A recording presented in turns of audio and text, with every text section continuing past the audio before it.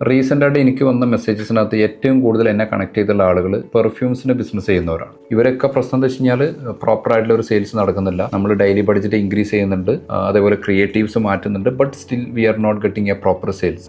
ഒന്നാമത് നിങ്ങൾ മനസ്സിലാക്കേണ്ട കാര്യം എന്ന് വെച്ച് കഴിഞ്ഞാൽ പെർഫ്യൂംസ് എന്ന് പറഞ്ഞു കഴിഞ്ഞാൽ ഒരു ഫീൽ ആൻഡ് ടച്ച് കാറ്റഗറീസിനകത്ത് വരുന്ന ഒരു പ്രൊഡക്ട്സ് ആണ്. So people don't buy a perfume the first time they see it. First time നമ്മളൊരു പ്രൊഡക്റ്റ് കണ്ടു കഴിഞ്ഞാൽ കസ്റ്റമർ അത് വാങ്ങിക്കണം എന്നുള്ള നമ്മൾ വാശി പിടിക്കാൻ പാടില്ല. സോ നിങ്ങൾ ഇവിടെ ചെയ്യേണ്ട കാര്യം എന്ന് വെച്ച് കഴിഞ്ഞാൽ ബ്രാൻഡ് വിസിബിലിറ്റീസ് ഇൻക്രീസ് ചെയ്യുക എന്നുള്ളതാണ്. അത് പെർഫ്യൂം ബിസിനസ് എന്നുള്ളതല്ല, ഏത് ബിസിനസ്സിനകത്ത് നമുക്ക് വേണ്ട കാര്യം ബ്രാൻഡ് വിസിബിലിറ്റീസ് തന്നെയാണ്. അത് തന്നെയാണ് നിങ്ങൾ ഇവിടെയും ചെയ്യേണ്ട കാര്യം. ഒരു പ്രൊഡക്റ്റ് കൺവേർഷൻ ആവണമെന്നുണ്ടെങ്കിൽ അറ്റ്ലീസ്റ്റ് 5 to 7 ടൈം അയാൾ ആ പ്രൊഡക്റ്റ് കാണണം എന്നുള്ളതാണ്. അതായത് 5 to 7 ഇംപ്രഷൻ ആണ് നമ്മൾ പറയാം. ഈ ഇംപ്രഷൻ്റെ ബേസിൽ ഒരു സിമ്പിൾ എക്സാമ്പിൾ ഞാൻ പറയാം. ഫസ്റ്റ് ടൈം ഞാൻ നിങ്ങളെ കമ്പനിയുടെ ഒരു റീൽസ് കാണുക, ഒരു ഇംപ്രഷനായി.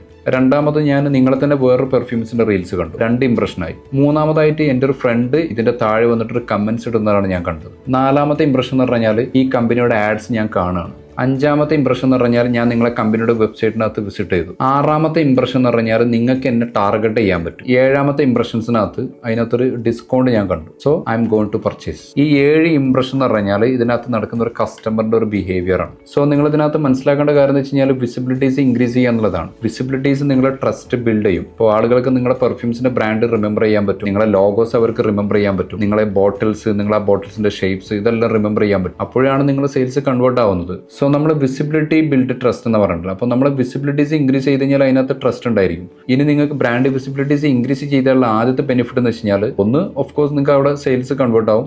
രണ്ടാമത് നിങ്ങൾക്ക് ലോവർ CP ആയിരിക്കാം. നമുക്ക് കിട്ടുന്ന ഒരു പർച്ചേസിംഗിന്റെ ഒരു കോസ്റ്റ് വളരെ കുറഞ്ഞതായിരിക്കും കിട്ടുക. അപ്പോൾ നിങ്ങളെ ബ്രാൻഡ് വിസിബിലിറ്റീസ് ഇൻക്രീസ് ചെയ്യാൻ പറ്റുന്ന കുറച്ച് പരിപാടികൾ ഞാൻ പറഞ്ഞുതരാം. ഒന്ന് നിങ്ങൾ ചെയ്യേണ്ടതെന്ന് വെച്ച് കഴിഞ്ഞാൽ റെഗുലറായിട്ട് നിങ്ങൾ ബ്രാൻഡ് അവയർനെസിന്റെ ഒരു ക്യാമ്പയിൻസ് റൺ ചെയ്യുക എന്നുള്ളതാണ്. അത് വളരെ ലോ പ്രൈസിനകത്ത് നിങ്ങൾ റൺ ചെയ്താൽ മതി. People to remember your brand എന്നുള്ളൊരു സാധനം മാത്രമാണ്. അത് നിങ്ങൾ ഫ്രീക്വന്റ് ആയിട്ട് നിങ്ങൾ റൺ ചെയ്യണം. പിന്നെ നിങ്ങൾക്ക് ചെയ്യാൻ പറ്റുന്ന ഒരു കാര്യമാണ് മൈക്രോ ഇൻഫ്ലുവൻസേഴ്സിന് വെച്ചിട്ട് നിങ്ങളെ വീഡിയോസുകൾ ക്രിയേറ്റ് ചെയ്യുക എന്നുള്ളത്. ഞാൻ കഴിഞ്ഞ വീഡിയോസിനകത്ത് ഞാൻ പറഞ്ഞിട്ടുണ്ടായിരുന്നു, ഈ അവയർനെസ് ക്യാമ്പയിൻസ് ഒക്കെ ചെയ്തതിന് ശേഷം വേണം നിങ്ങൾ ഈ പറയുന്ന കൺവേർഷൻ ആഡ്സുകളൊക്കെ ചെയ്യാൻ. എങ്കിലാണ് ഇത് കൺവേർട്ട് ആവുള്ളൂ. അല്ലാതെ ഒരിക്കലും നിങ്ങളൊരു ആഡ്സ് ഫസ്റ്റ് ടൈം കണ്ടു കഴിഞ്ഞാൽ തന്നെ ആളുകൾ എന്തെങ്കിലും ഒരിക്കലും പർച്ചേസ് ചെയ്യാൻ പോകുന്നില്ല. അപ്പോൾ ഈ ഒരു മാർക്കറ്റിംഗ് ഫണൽ നിങ്ങൾ എന്ത് ചെയ്യണം, എപ്പോഴും നിങ്ങൾ മനസ്സിലുണ്ടായിരിക്കണം. എപ്പോഴും ടോപ്പ് ഓഫ് ദി ഫണലും മിഡിൽ ഓഫ് ദി ഫണലും and bottom of the funnel, ഈ 3 ഫണൽസ് മനസ്സിലാക്കിയിട്ട് നിങ്ങൾ അതിനകത്തേക്ക് നിങ്ങളുടെ ബ്രാൻഡ് വിസിബിലിറ്റീസ് ഇൻക്രീസ് ചെയ്യുക. ഓഫ് കോഴ്സ് നിങ്ങൾക്ക് അതിനകത്തേക്ക് സെയിൽ നടക്കുന്നുള്ളതാണ്. അപ്പോൾ ഈ ബ്രാൻഡ് അവയർനെസ്സും ഇങ്ങനത്തെ കാര്യങ്ങളൊന്നും ചെയ്യാതെ നമ്മൾ ഡയറക്റ്റ്ലി ഒരു ഒബ്ജക്റ്റീവ്സ് എടുത്തിട്ട് നിങ്ങൾ ക്യാമ്പയിൻ സെറ്റ് ചെയ്ത് കഴിഞ്ഞാൽ നിങ്ങൾക്ക് ഹൈ CP ആയിരിക്കും വരിക. ഒന്നാമത്തെ കാര്യം. രണ്ടാമത് നിങ്ങൾക്ക് നടക്കുന്ന സെയിൽസ് വളരെ കുറവായിരിക്കും.